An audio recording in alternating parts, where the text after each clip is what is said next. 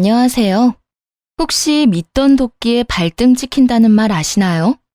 제가 무슨 일을 당한 건 아니지만 저를 믿지 못하고 다른 사람들만 맹신하던 시댁과 남편이 저 말대로 당했거든요. 다시 생각해도 웃긴 이 사람들이 요즘 떠올라서 다른 사람들과도 이야기를 나눌 겸 사연글을 쓰게 됐어요. 저는 30대의 젊은 이혼녀로 다행히 애가 없어 깔끔하게 이혼하고 혼자 살고 있어요.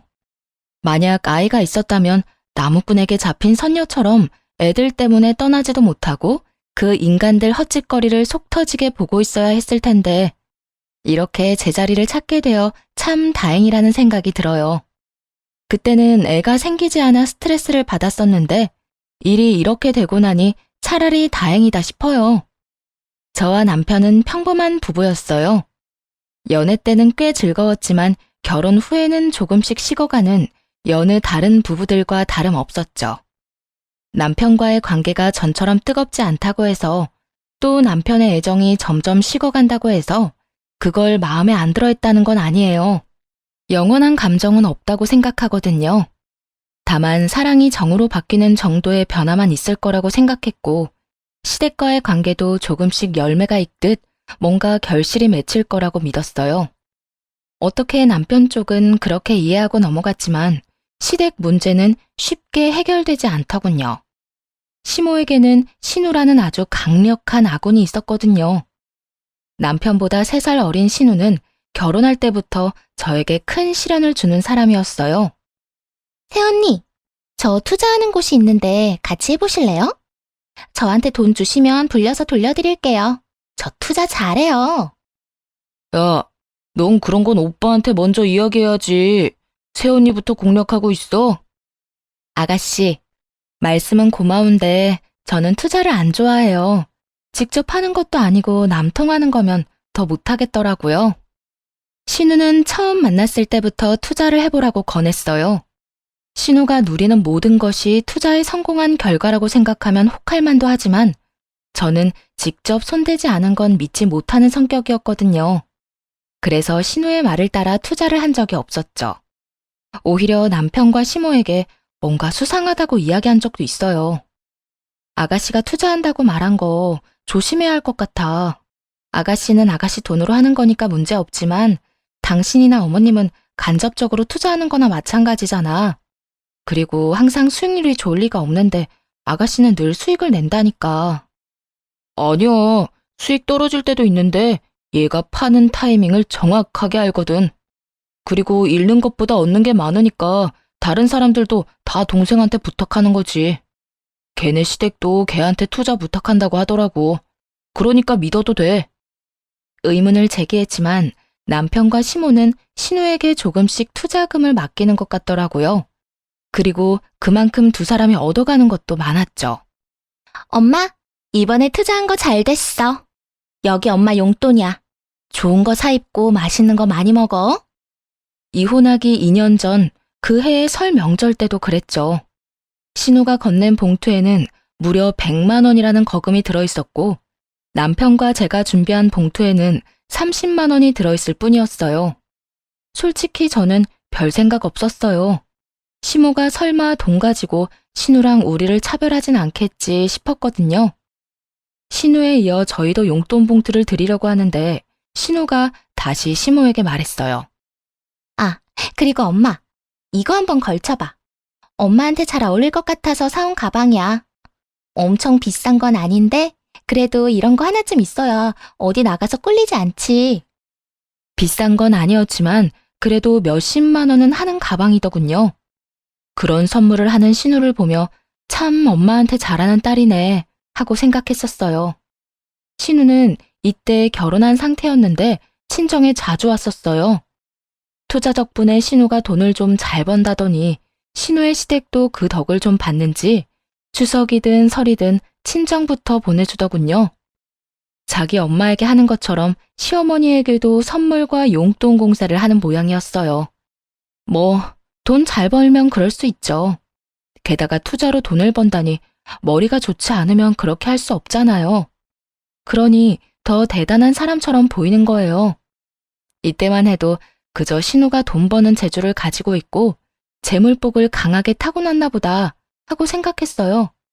그리고 당연히 그런 신우를 시모는 엄청 좋아했죠. 아유, 뭐 이런 걸 다 사와. 나는 이런 거 없어도 된다고 했잖니. 그러면서 저희가 사들고 온 과일이며 건강기능식품은 쳐다보지도 않고 저쪽으로 밀어서 치워버리더군요.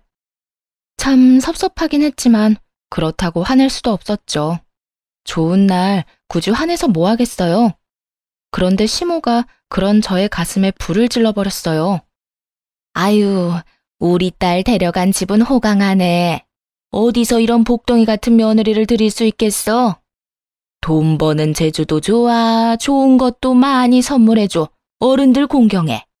모자라는 게 하나도 없는 며느리잖아. 그러면서 저를 힐끗 보더니 말을 덧붙이시더군요. 에휴, 그에 비하면 우리 집은 이게 무슨 꼴이라니?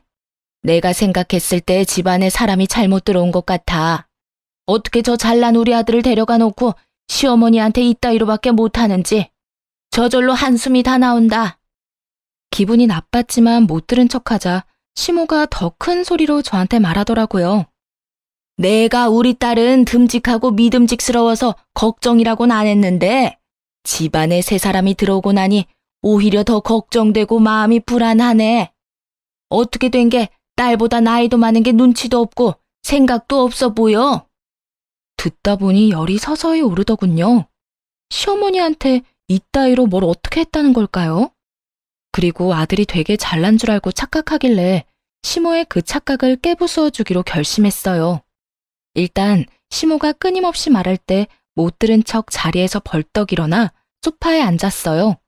그리고 등을 깊숙이 기대고 편하게 앉은 다음 오른쪽 다리를 왼쪽 허벅지 위에 걸치고 핸드폰을 꺼내서 게임을 켰죠. 제사 음식을 하는 중에 이런 행동을 하니 시모가 당황해하면서 저한테 소리를 꽥 질렀어요. 야, 너 뭐 하는 거야? 지금 네 욕 좀 했다고 열받아서 그래? 그럼 처음부터 잘하지 그랬어. 당장 안 튀어와? 뭘 잘했다고 거기서 게임이나 하고 있어? 어머님, 저한테 많은 거 바라지 마세요. 지금 저 어머님의 그 잘난 아들이 처갓집에 있을 때와 똑같이 있는 거니까요. 처갓집에 있는 내내 손가락 하나 까딱 안 하는 게 바로 어머님 아들이거든요. 장인 장모가 아무리 힘든 일을 하고 있어도 말이에요. 뭐? 앞으로 어머님의 자랑스러운 아드님이 처갓집에서 하는 거랑 아주 똑같이 제가 어머님한테 해드릴 테니까 걱정하지 마세요. 그러면 어머님도 별다른 불만 없으실 거 아니에요. 그러면서 더 느긋하게 다리를 꼬고 시모와 남편을 삐딱하게 쳐다보며 말했죠. 그랬더니 남편놈 얼굴이 새빨갛게 변하더군요. 내가 언제 처갓집에서 그랬어. 거기서 편하게 있었던 건 줄 알아? 나도 불편한데 참고 있었다고. 너무 불편해서 이런 자세로 푹 쉬다 왔어? 하긴 우리 집에는 너한테 뭐 시키는 사람 아무도 없잖아. 그런데 나는 요리도 하고 청소도 하고 어머님 심부름도 하고 있는데 왜 욕을 먹지? 제 말에 시모가 부들부들 떨더군요. 그때 신우가 나섰어요. 언니, 그런 식으로 받아들이지 마요. 여태껏 나랑 손발 맞춰서 해오다가 새언니랑 같이 하다 보니 엄마가 아직 익숙하지 않아서 그래요. 어쩌겠어요. 엄마도 편한 사람이 좋은 거죠. 신우의 말을 듣고는 옳다구나 싶었어요. 이참에 아주 쏙 빠져버릴 수 있는 좋은 기회라고 생각했거든요. 그래서 시모에게 말했죠. 어머, 그래요? 어머님, 아가씨가 그렇게 좋고 믿음직스러우셨군요. 그러면 그냥 아가씨랑 제사상 계속 차리는 건 어떠세요? 제가 빠져드릴게요. 괜히 이렇게 끼어있는 것도 눈치 없어 보이고 좋은 자리에 못난 며느리가 껴서 뭐 하겠어요. 그쵸? 넌 며느리가 돼서 일도 안 하겠다는 뜻이야? 어떻게 그런 말을 함부로 할 수가 있어? 머리가 제대로 달리긴 했니? 생각이란 걸 하긴 하는 거야. 어떻게든 일 안 하고 싶어서 수쓰는 거 보니 아주 싹수가 노랗네. 그런 식으로 몰아가시려고요? 어머님이 먼저 저랑 아가씨 비교하셨잖아요. 그렇다고 제가 일을 안 했어요? 일하고도 욕 얻어먹는 게 그리 기분 좋지 않으니까 빠져드린다고요. 결국 그날은 완전히 파탄나 버렸어요. 솔직히 제 입장에서는 아주 홀가분했죠. 시댁의 이 차별하는 분위기를 어떻게든 한번 정리하긴 해야 했거든요. 신우가 돈 잘 버는 건 잘 버는 건데 그렇다고 저희가 자식으로서의 도리를 못하고 있는 건 아니잖아요. 저희도 충분히 성의를 보이고 최대한 잘하려고 노력을 하고 있는데 시모가 저런 식으로 색안경을 끼고 본다든가 신우에게만 콩깍지가 씌어서 저희를 아주 쭉정이로 본다든가 하면 안 되는 거죠. 사실 남편이 나서서 이런 분위기를 끊어줬어야 했어요. 하지만 남편놈은 그런 걸 할 줄 모르는 건지 아니면 하기 싫은 건지 아예 못 본 척하며 간섭조차 안 하더군요. 그래서 이왕 이렇게 된 김에 저도 마지막으로 폭탄 하나 더 터뜨렸어요.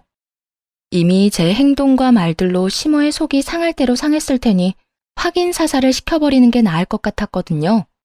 그래야 이 상황에서 저한테 화내는 게 왜 잘못된 건지 알 테니까 말이죠. 그리고 용돈 적게 드리는 것 때문에 저랑 아가씨랑 비교하진 마세요. 애초에 비교할 상대가 잘못됐거든요. 시모는 그게 무슨 소리인지 몰라 어리둥절해 하더군요. 제가 뭘 터뜨리려는지 알고 있는 남편놈은 얼굴을 일그러뜨렸고요. 그 모습을 동시에 보면서 곧 터질 폭탄을 기대하는 마음으로 시모에게 말했어요. 어머님께 드리는 용돈 전부 남편 지갑에서 나온 거예요. 저는 그 용돈과 관련해서 어떤 것도 터치한 적 없어요. 액수조차 남편이 정했죠. 그러니까 따지고 싶다면 남편과 아가씨를 비교하세요. 그래야 맞는 거예요. 저는 어머님이 비교하시는데 끼일 사람이 아니라고요.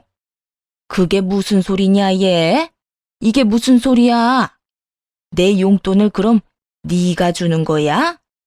여태 네 동생이 엄마한테 100만 원씩 주는 동안 넌 30만 원만 준 거냐고. 100만 원이건 30만 원이건 마음이 중요한 건데 시모는 그 마음의 크기가 다르게 느껴졌나 봐요. 왜 넌 잘 나가는 동생만큼 용돈 못 주냐고 따져봐야 부하만 치밀게 할 텐데 결국은 그렇게 이야기를 하는 바람에 돈을 잘 못 버는 남편놈의 화만 돋우었죠. 당신은 왜 그런 이야기를 해? 우리가 같이 준비한 거라고 말하기로 했잖아. 그럼 내가 지금 뭐가 되냐고. 동생이 100만 원 낼 때 30만 원 낸 오빠가 된 거지. 그렇다고 그게 내 탓이야? 본인 부모님 각자 챙기자고 한 건 당신이야. 솔직히 내가 어머님한테 돈 가지고 구박받고 있으면 당신이 나서서 아니라고 말해줬어야 하는 거 아니야? 그건 내가 나서기도 전에 당신이 분위기를 흐리니까 그래서 내가 말 못한 거지. 안 하려고 그런 건 아니었어. 거짓말 좀 작작 해라. 그럼 지금 나한테 왜 화내는데? 나한테 화낼 게 아니라 미안하다고 사과해야 하는 거 아니야? 당신도 가만 보면 진짜 어이없어. 애먼 사람 욕먹게 만들어 놓고.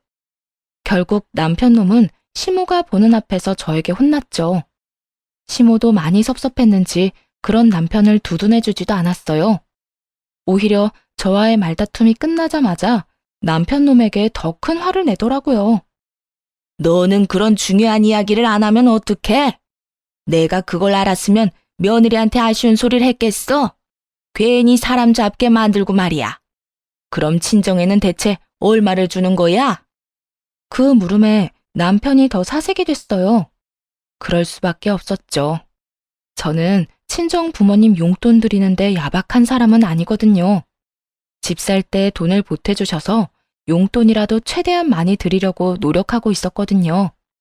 제가 입을 열려고 하자 남편놈이 막아서더군요. 엄마가 그것까지 알아서 뭐해? 처갓집에는 와이프가 알아서 드리고 있다는 것만 알면 되지. 설마 양가에 주는 돈이 다르다는 거야? 네. 저는 명절 때 친정에 100만 원씩 드려요. 매달 용돈도 30만 원씩은 드리고요. 아가씨만큼 많이 드리지는 못해도 최대한 성의는 보이고 있어요. 결국 친정에 드리는 용돈 액수를 알고 나서 시모는 완전히 뻥 터지고 말았어요. 사실 액수가 너무 많이 차이 나잖아요. 게다가 남편보다 제가 더 많이 버는 것도 아니었거든요. 월급이 딱 100만 원 정도만 차이 나는 걸 시모도 알고 있었고요. 그런데 아들놈이 명절 때 자기 용돈을 꼴랑 30만 원씩만 줬다는 사실이 시모에게는 엄청나게 충격이었나 보더군요. 너 진짜 어떻게 이럴 수 있어? 엄마가 얼마나 고생하면서 널 키웠는데 평소에 용돈도 안 주면서 설에 꼴랑 그만큼 준다고? 내가 너를 낳고 미역국을 먹은 게 후회스럽다 이놈아. 그러면서 시모는 남편 등을 때리며 소리를 질렀고 틈틈이 제 눈치도 보더군요. 솔직히 저는 시모가 화내는 게 이해가 안 갔어요. 각자 형편 따라서 용돈을 드리는 거지 누구 하나가 많이 드렸다고 우리까지 그렇게 낼 필요는 없잖아요. 우리 나름대로의 성의를 보여주면 되지 금액이 효심의 크기는 아니니까요. 그럼에도 시모가 아들놈을 잡길래 저한테 그렇게 말하고 행동한 게 민망해서 저러는구나 하고 말았어요. 결국 그 뒤에 시모는 제게 사과를 했죠. 알지도 못하고 그런 말 한 거 미안하다고요. 그렇지만 뒤늦게 미안하다고 한들 이미 마음속에는 시모에 대한 불신이 쫙 깔려버렸고 벽까지 생겨버렸어요. 그래도 이때만 해도 이혼까지는 생각하지 않았어요. 고작 말다툼했다고 이혼하는 집은 잘 없잖아요. 물론 있을 수도 있지만 그 정도까지 상처받은 건 아니었거든요. 그렇게 2년의 시간이 흘러 추석이 다가왔어요. 딱히 상황이 변한 건 아니어서 저는 당연히 시댁에 간다고 생각하고 있었죠. 그래서 짐을 싸는데 남편 놈이 갑자기 저한테 그러더군요. 여보, 짐 안 싸도 돼. 이제 우리 집에서 명절 지낼 거야. 그 말을 들은 순간 눈앞이 노래졌어요. 그렇게 중요한 사항을 추석 이틀 전에 이야기해주다뇨. 뭐? 그럼 미리 말했어야 할 거 아냐. 제사 준비며 뭐며 아무것도 안 돼 있는데. 게다가 시부모님이 여기 오셔서 주무실 텐데 이불조차 제대로 된 게 없다고. 신혼집은 시댁보다 시내에서 멀었기 때문에 남편과 제가 시댁에서 하룻밤 자면 잤지 시부모님이 집에 오신 적은 없었어요. 친정 부모님이 놀러 오셔도 따로 호텔을 잡아드렸을 정도였거든요. 솔직히 이때까지만 해도 남편이 상의도 안 하고 혼자 결정한 거라고 생각했어요. 시모가 굳이 우리 집에 오겠다고 할 일이 없었으니까요. 당신 혼자서 이런 일을 결정하면 어떡해? 나도 준비를 해야 하잖아. 아니면 미리 이야기라도 좀 하든지. 생각이 있는 거야, 없는 거야? 뭐 이런 일로 생각이 있고 없고까지 나와. 내가 혼자서 결정한 게 아니고 본가에서 그렇게 하자고 말 나온 거야. 그래서 나도 그러자고 한 거고. 미리 말 안 해서 미안하긴 한데 이게 그렇게까지 화낼 일이야? 내일부터 준비하면 되잖아. 정말 섬세하지 못한 인간이었어요. 추석인데 음식 준비만 하면 끝나나요? 이놈 눈에는 이쪽 저쪽 어질러진 방이며 널브러진 집기들은 보이지 않는가 보더군요. 어느 세월에 그걸 다 치우고 정리를 할 것이며 또 어느 세월에 명절 음식을 다 하겠냐고요. 답답하고 열받아서 탁자 의자에 한참을 멍하니 앉아 있었어요. 빨리 뭐라도 시작해야 하는데 어디서부터 손대야 할지 막막했거든요. 그런데 시모에게서 연락이 왔어요. 네, 어머님. 그래. 예. 우리 너희 집 가서 추석 지내기로 한 거 들었지? 네, 방금 들었어요. 오늘요. 아이고, 이놈이 내 그럴 줄 알았어. 미리 내가 말하겠다고 해도 굳이 지가 이야기하겠다더니. 그래, 요리는 걱정하지 마라. 내가 다 해갈게. 갑작스럽게 자상해진 시모의 말에 약간 싸했어요. 이건 정말 본능적으로 느낀 건데 뭔가 이상했거든요. 저렇게 따뜻하고 부드러운 말을 할 사람이 아닌데 그래서 일단 알겠다고 하고 시댁 식구를 기다렸죠. 그런데 신우도 전에 비해서 너무 부드러워졌더군요. 마지막으로 만나고 불과 반년이 지났을 뿐인데 말이에요. 새언니, 잘 지내셨어요? 어머, 집이 깨끗하네요. 저희 온다고 너무 무리한 건 아니죠? 오빠가 미리 이야기 안 했다는데 죄송해요. 이렇게 말할 정도였다니까요. 역시 뭔가 이상하다 싶었는데 그날 저녁 그 이유를 알게 됐어요. 여보, 당신한테 할 말이 있는데. 그러면서 남편이 신우와 함께 작은 방으로 들어왔어요. 안방은 시부모님 지내시라고 내드렸고 저와 남편이 작은 방에서 자기로 했거든요. 신우는 곧 돌아갈 예정이었고요. 남편이 신우와 함께 들어오는 모습을 보자 뭔가 불길한 예감이 들었어요. 그것도 할 말이 있다니 도대체 무슨 말일까 싶었는데 정말 예상 외의 말을 꺼냈어요. 혹시 우리 본가랑 합가하는 건 어때? 부모님을 우리 집으로 오시라고 하고 싶은데 괜찮을까? 갑자기 합가라니? 이렇게 아무 상의도 없이? 놀라기도 했고 당황스러워서 제 표정이 나빠지자 신우가 급히 말하더군요. 새언니, 사실 우리 엄마가 지금 좀 아파요. 엄청 심한 건 아니지만요. 아빠랑 두 분이서만 지내시는데 봐줄 사람도 없고 걱정이 많이 돼서 정말 미안하지만 새언니한테 부탁해 보는 거예요. 시모가 아프다는 이야기를 들으니 마음이 좀 누그러지더군요. 사람이 아프다는데 또 모질게 굴 수는 없는 노릇이니까요. 아무리 저한테 잘해주지 않은 시모라도 남편의 어머니이고 남편과 함께 사는 동안은 시부모까지 케어하는 것도 며느리의 도리 같았어요. 물론 시모를 모시는 건 죽기보다 싫었지만 어쩌겠어요. 그런데 생각하다 보니 궁금한 점이 생겨서 남편에게 물었어요. 그런데 왜 우리 집으로 오시라고 해? 차라리 우리가 어머니네로 들어가는 게 낫지 않아? 우리 집보다 시내 쪽에 사시니까 병원도 더 가깝고 집도 훨씬 크잖아. 아무리 생각해도 합가하려면 그쪽 집으로 우리가 가는 게 나을 텐데. 그렇게 말하자 남편과 신우의 표정이 약간 묘하게 변하더군요. 뭐랄까, 무언가를 숨긴 듯 난감한 표정이라고나 할까요? 여보, 그게 사실은 얼마 전에 엄마가 이사를 하셨거든. 좀 멀리 외곽 쪽으로 나갔는데 평수도 줄고 집 상태도 그렇게 좋지 않더라고. 그래서 엄마 몸이 더 안 좋아질까봐 우리 집에서 모시자고 한 거야. 뭐? 예전 시댁이 얼마나 좋은 집이었는데 시내랑 가까워서 집값도 비쌀 텐데 그런데 그 집을 팔았다고? 도대체 왜? 사실 엄마가 돈 쓸 곳이 좀 있어서 집 팔아서 좀 작은 곳으로 가셨어. 그런데 갑자기 아프게 될 줄 누가 알았겠어. 물론 집 한 돈으로 병원비도 좀 냈지. 하기야, 병이 사람과 상황을 가리면서 오는 게 아니잖아요. 나도 모르게 병에 걸리는 것인데 안 좋은 시기에 그렇게 되는 경우도 많긴 하죠. 주변의 이야기를 들어봐도 꼭 나쁜 상황과 나쁜 일이 겹치더라고요. 이때까지는 당연히 시모도 그런 상황인 줄로만 알았죠. 그럼 어머님은 지금 정확히 어디가 아프신 거야?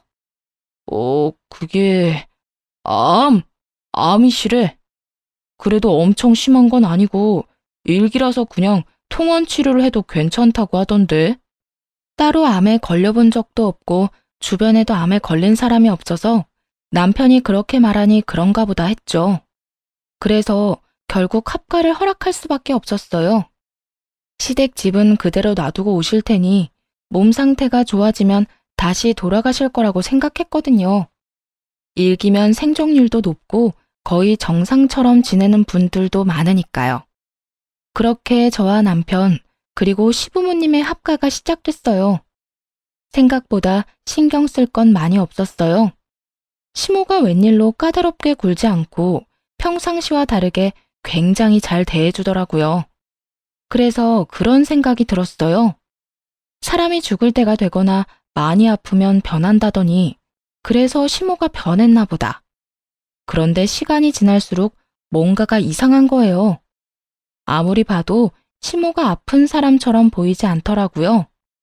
병원에 다니면 약도 엄청 많이 받아오고 언제쯤 진료받는다고 할 법한데 그런 이야기를 저한테 한 번도 해준 적이 없었어요. 하다못해 약봉지도 들고 온 적이 없고요. 시모가 지내는 안방을 청소할 때조차 약봉지를 발견한 적이 없었다니까요. 또 보험회사에 낼 서류도 보이지 않았고요. 그 중에서도 가장 수상한 건 시모가 저하고는 단 한 번도 병원에 같이 간 적이 없다는 사실이에요. 솔직히 아픈 시모가 우리 집에 와서 지낸다고 했을 때 병시종을 들어야겠구나 싶어 내심 막막했거든요. 그런데 시모는 저한테 자기 병시종을 들라고 절대 안 하더라고요. 병원에는 무조건 남편이나 신우와 함께 갔고요. 그러던 어느 날 집에 도착했는데 안방에서 큰 소리가 나더군요. 언성이 너무 높아 제대로 이야기가 들리지 않아서 방문을 벌컥 열고 들어갔어요. 어머님, 아가씨, 이게 웬 소란이에요? 무슨 일 있어요? 제가 들어가자마자 두 사람이 정말로 짠 듯이 싸움을 뚝 그만두더군요. 그러면서 마치 싸운 적도 없다는 듯 저한테 그랬어요. 세아가 아무것도 아니다. 그냥 잠깐 할 얘기가 있었는데 언성이 좀 높아졌나 보구나. 맞아요, 새언니. 별거 아니에요. 그럼 전 먼저 가볼게요. 그렇게 찝찝함을 남기고 신우가 떠나고 시무는 정말 아무 일 없었다는 듯이 지냈어요.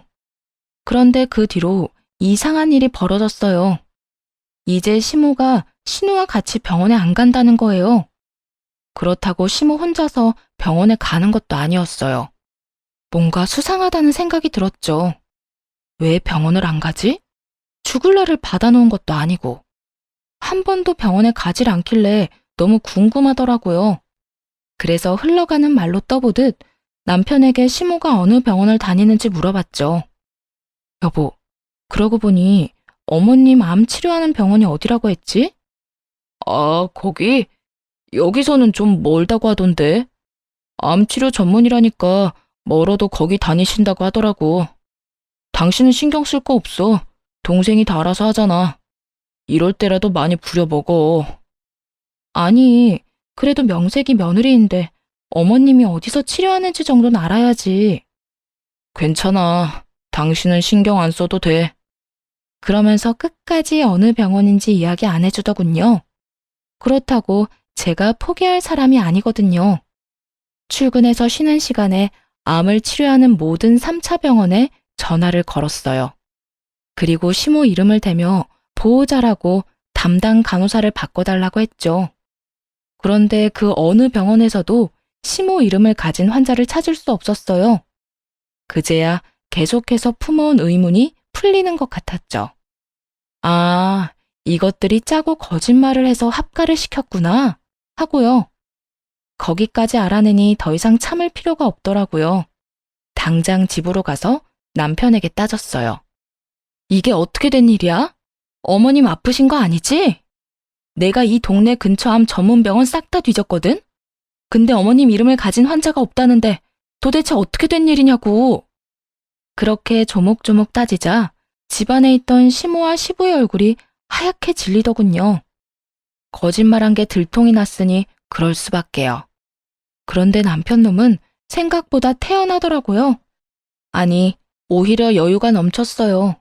이 인간이 왜 이러나 싶었죠. 그거 가지고 이렇게 화가 난 거야? 미안해. 내가 속인 건 미안한데 우리도 다 그럴 상황이어서 어쩔 수 없이 거짓말한 거야. 그리고 자기한테도 나쁜 일 절대 없어. 나쁜지 안 나쁜지는 내가 정해. 이미 나한테 거짓말을 했잖아. 당신은 어머님이 아프시지도 않은데 왜 날 속이고 합가를 시켜? 나는 합가 싫었다고. 그런데 어머님 생각해서 받아들였어. 진짜 별거 아니라고. 내 동생이 투자로 성공한 거 알지? 그래서 엄마가 살던 집 팔고 동생 투자하는 데 다 넣었어. 사실은 조금만 투자하려고 했는데 생각보다 돈이 많이 들더라고. 그래서 더 불리려고 그 다음 시골 작은 집까지 팔았지. 지금 어머님이 집을 팔아서 투자를 하셨는데 안 말렸단 말이야? 미쳤어? 야, 그래도 집은 있어야지. 혹시라도 망하면 진짜 어쩌려고 이래? 그럴 일 없어. 지금도 투자 잘 되고 있다니까. 수익이 엄청나. 당신도 보면 놀랄걸? 아, 솔직히 말하면 나도 진짜 넣고 싶었는데 못 넣은 거야. 그리고 엄마가 잘 되면 너도 잘 되는 셈이고. 완전히 정신이 나갔더라고요. 집까지 팔아서 투자를 했대요. 게다가 직접 한 것도 아니고 신우를 통해서 투자를 했다고 하더군요. 간접 투자가 얼마나 무서운지 전혀 모르는 것 같았어요. 그래놓고 철석같이 돈을 벌 거라고 믿고 있으니 정말 허파가 뒤집어질 정도였죠. 그 돈을 실제로 본 적은 있어? 투자한 돈 실제로 봤냐고. 동생이 투자 수익률 포트폴리오로 딱 정리해서 보여줬어. 지금 원금의 3배야, 3배. 신나하는 꼴을 보아하니 자긴 못했다고 하지만 남편 돈도 들어간 것 같았어요. 이 집 식구들이 단체로 미쳤나 싶었죠. 완전히 정신을 놨구나. 안 되겠다. 우리 이혼하자. 나 이런 꼴 보면서는 못 살아. 이게 뭐야? 가족들이 다들 투자에 미쳐서. 뭐? 집을 팔아? 암이라고 거짓말하고 합가를 해? 와. 머리가 하도 지끈거려서 한 손으로 꾹꾹 눌렀어요. 그런데 남편은 그런 제 모습을 이해가 안 간다는 표정으로 쳐다보더군요. 이혼? 당신 지금 생각은 하고 말하는 거야? 내가 3배라고 말했잖아. 우리 지금 넣은 돈의 3배가 됐다고. 그런데 이 상황에서 이혼을 해? 혹시 너 재산 분할 때문이야? 먼 눈에는 뭐만 보인다고. 이혼하자는데 재산 분할 이야기부터 꺼내다니. 이놈도 참 돈 밝히고 야가 빠졌더라고요. 재산 분할은 개뿔. 그냥 너 다 가져. 나는 그냥 여기서 빠져나가고 싶은 것뿐이니까. 이해가 안 되잖아. 투자가 잘 돼서 동생이 매번 집에 비싼 물건을 가지고 온 거 기억 안 나? 우리 엄마한테 용돈 100만 원씩 주고 명품들 선물하는 모습 못 봤냐고. 봤지? 그런데 그게 이거랑 뭔 상관인데? 나는 당신네가 돈을 얼마를 벌든 뭘 하든 상관없어. 나한테 내 가정에 피해만 안 준다면. 그런데 네가 의도적으로 거짓말하고 날 속였잖아. 투자에 미쳐서 어머님 아프지도 않은데 거짓말하고 합가시킨 거 잊었어? 그거는 어쩔 수 없는 상황 때문이라고 했잖아. 엄마가 집 다 팔고 투자할 줄 누가 알았겠냐고. 나도 어쩔 수 없었어.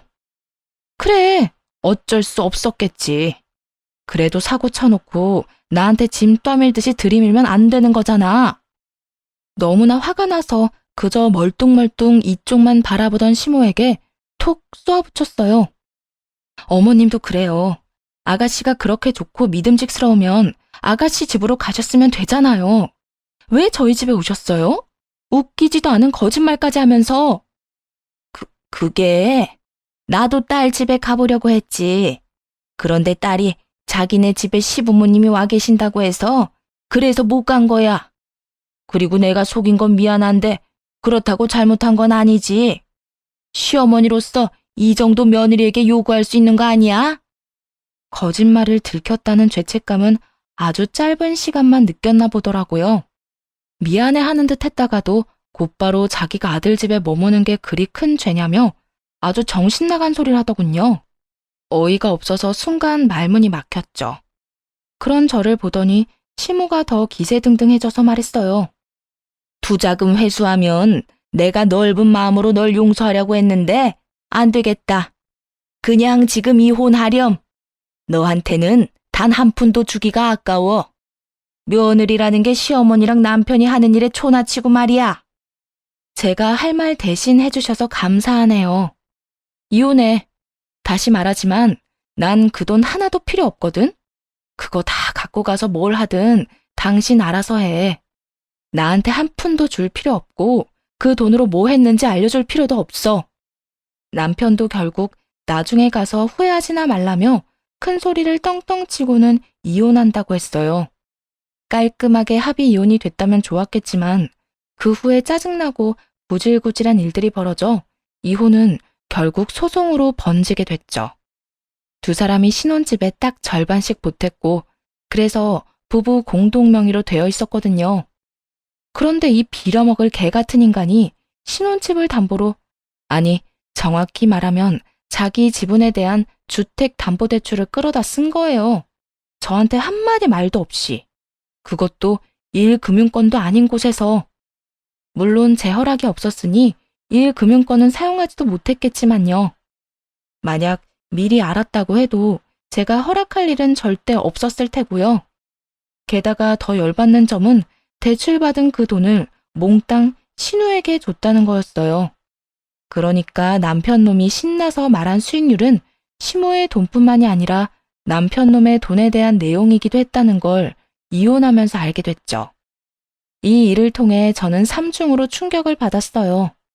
시모가 전 재산을 신우에게 털어넣었대서 1차로 충격을 받고 아픈 척 우리 집에 들어와 합가해 지냈다는 것에 2차로 충격을 받고 마지막으로 남편 놈이 몰래 대출받아 신혼집 처분하기가 복잡해져서 충격을 받고 그래서 남편과 격렬하게 이혼 소송을 할 수밖에 없었어요. 당연히 판결은 제게 유리하게 났죠. 유책 사유가 거의 남편에게 있었으니까요. 남편이 대출받았다는 사실을 알았을 때 저 몰래 빌려다 쓴 돈을 증거로 남편의 유책 사유를 더욱 공고히 해뒀거든요. 판결 내용을 가지고 가서 남편에게 말했어요. 빨리 동생한테 가서 돈 받아와. 나한테 집값의 절반에다 위자료까지 싹 다 주면 이 집 줄게. 그러면서 일부러 남편 놈과 시모를 신우에게로 보냈어요. 사실 신우가 시모와 남편을 속이고 있었거든요. 왜 저번에 시모와 신우가 저희 집에서 엄청 싸웠잖아요. 그때 왜 싸웠나 싶어서 한번 알아보려고 신우 뒤를 따라간 적이 있었어요. 그런데 그때 보고야 만 거죠. 신우의 실체를. 남편과 시모가 떵떵거리면서 돈 찾아오겠다며 떠나고 몇 시간 뒤 두 사람이 완전 사색이 돼서 집으로 돌아왔더군요. 저는 일부러 빈정거리며 말했죠. 어디 투자의 귀재인 아가씨한테 돈 잘 받아왔어? 빨리 줘. 나도 나가게. 당신 언제부터 알고 있었어? 내 동생 망한 거 언제부터 알고 있었냐고. 지금 그걸 물을 상황인가요? 그 많은 돈을 어떻게 구할지가 더 걱정일 텐데 그래도 궁금해하니 답해줬어요. 어머님이랑 아가씨가 우리 집에서 싸우고 사이 서먹해졌을 때부터 알았지. 아가씨 엄청 허름한 데서 지내더라고. 그것도 시댁 사람들한테 구박받아가면서. 그걸 왜 지금 알려주는 건데? 알았을 때 바로 이야기해줬어야지. 지금 상황이 완전히 엇같이 됐다고. 아, 내 돈! 남편 놈이 처절한 절규를 내지르더군요. 시모가 아프다고 속일 때는 몰랐을 텐데 이제는 제 마음을 깨닫게 됐을 거예요. 남을 속인다는 게 얼마나 나쁜 짓인지. 자기 눈에 피눈물이 나봐야 남을 울린 게 얼마나 큰 잘못인지를 알 테니까요. 뒤이어 시모가 들어왔는데 신우를 연행해 가는 것처럼 끌고 오더라고요. 그리고 신우의 입을 통해 사건의 전말을 들을 수 있었어요. 정말 골 때리는 상황이었죠. 오빠, 엄마, 정말 미안해. 나도 투자가 실패할 줄은 몰랐어. 시댁에서 받은 돈까지 다 잃는 바람에 오빠랑 엄마 돈으로 시댁 투자금 메꿨어. 그런데 오빠랑 엄마한테 계속 뭐라도 줘야 하니 어쩔 수 없이 좀 더 작은 집으로 이사 간 거고. 결국 그런 신우의 계략으로 시모와 남편은 투자가 잘 되고 있다고 믿게 됐고 더 큰 돈을 신우에게 갖다 바친 거였죠. 정말 바보들 아닌가요? 어떻게 그렇게 큰 돈을 투자하는데 직접 하지도 않는지. 그래놓고 저렇게 철석같이 투자가 잘 되고 있다고 믿는 것도 신기했고요. 아무리 가족이라도 돈 문제는 철저히 다뤄야 하는데 그러지 못했으니 결국에는 피를 보게 됐잖아요. 신우의 고백에 시모와 남편은 아예 무너져 버리더군요. 그럼 투자를 했다는 것도 거짓말이었어? 투자를 하긴 한 거야? 어떻게 된 건데? 엄마 돈은 다 어디로 갔어? 내 돈으로 설마 너희 시댁 투자금 다 물려준 건 아니지? 투자가 조금이라도 되긴 한 거지. 엄마, 미안해. 시댁에서 준 투자금이 엄청 많았어. 그래서 엄마가 집 팔아서 준 돈만으로는 다 갚을 수가 없어서 오빠한테까지 손을 벌리게 된 거야. 엄마랑 오빠 돈은 아예 투자하지도 못했어. 미안해. 흐느끼는 신우의 망연자실한 시모, 그리고 화가 나서 발광하는 남편. 집이 아주 난장판이 됐죠. 그래도 이제는 제 알바가 아니라 아주 냉정하게 남편에게 말했어요. 지금 당장 은행 가서 후순위 주택담보대출 신청해. 어차피 한도 끝까지는 못 뽑았을 거 아니야. 일단 그거 신청해서 나온 돈은 나한테 주고 나머지 금액은 당신이 어딜 가서든 구해와. 당장 퇴직을 해서 퇴직금이라도 받아오든지. 퇴직? 왜 이렇게 성급하게 굴어? 너 이 집 필요 없어? 나보다는 네가 더 급하잖아. 나는 친정으로 가면 당장 잠잘 곳은 있다지만 넌 뭔데? 가족들 다 데리고 길거리에 나앉으려고? 우리 집이 있는데 왜 내가 길거리에 나왔는데? 여기 내 지분도 있다고. 웃기시네. 있었겠지. 지금은 대출 받아놓고 다 날려먹어서 이 집 팔아도 네 지분 하나도 없어. 그리고 당신이 허락 안 해주면 어차피 팔지도 못하니 하는 말이잖아. 이 집 너한테 넘겨줄 테니까 빨리 돈 가져오라고. 그제야 남편놈은 자기 발등에 불이 떨어진 걸 알아채더군요. 어떻게 온갖 방법을 다 동원해 돈을 만들어 왔어요. 하긴 이혼 판결이 났으니 하루라도 빨리 돈을 마련해야 이자를 안 내잖아요. 이혼에 의한 재산 분할로 남편놈에게 소유권을 이전하니 고스란히 선순위와 후순위 대출이 안겨졌고 남편놈은 이자 폭탄을 맞게 됐어요. 그래도 솟아날 구멍이 있긴 했죠. 이 집을 팔아서 대출을 갚은 뒤 차액으로 월세집을 구하면 되거든요. 물론 부모까지 모시고 살 적당한 가격의 월세집을 구하기가 어렵겠지만요.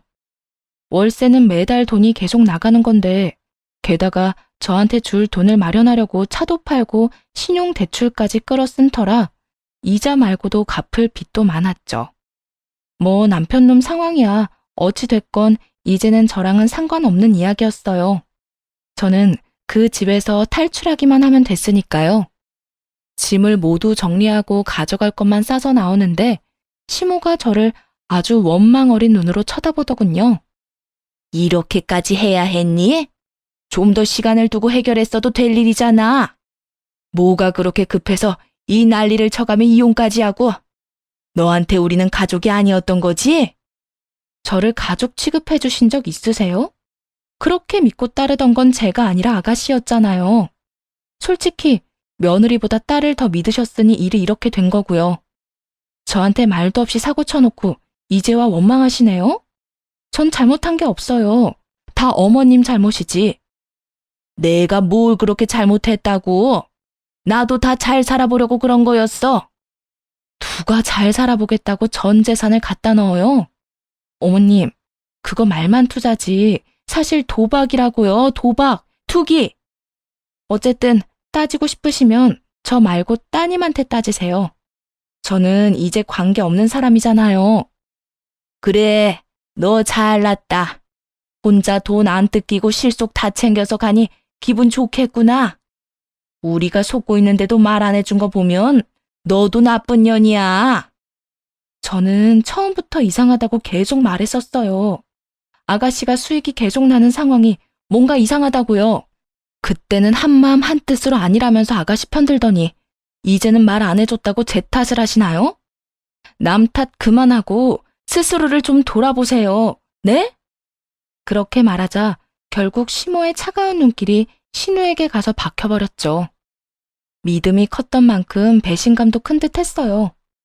시모의 눈에는 그 어느 때보다도 분노가 가득했는데 신우는 자기도 억울하다는 입장만 내세우더군요. 엄마 말대로 나도 잘 살아보려고 그런 거야. 투자하겠다고 결정한 건 엄마잖아. 엄마가 애도 아니고 어른인데 그럼 투자 결과가 어떻든 책임져야 하는 거지. 투자해서 망한 거면 내가 책임이라도 지지. 그런데 너 그 돈으로 투자도 안 했다며? 그러고는 지금 엄마한테 큰 소리 치는 거야? 그래도 받아먹을 건 다 받아먹었잖아. 용돈 100만 원씩 주고 비싼 선물할 때는 간이고 쓸개고 다 빼줄 것처럼 굴더니 이제 와서 이런 식으로 바뀌는 거야? 그때는 내 돈이 투자가 잘 되고 있을 거라고 생각해서 그랬지. 이런 상황인 줄 알았으면 선물들도 안 받았을 거야.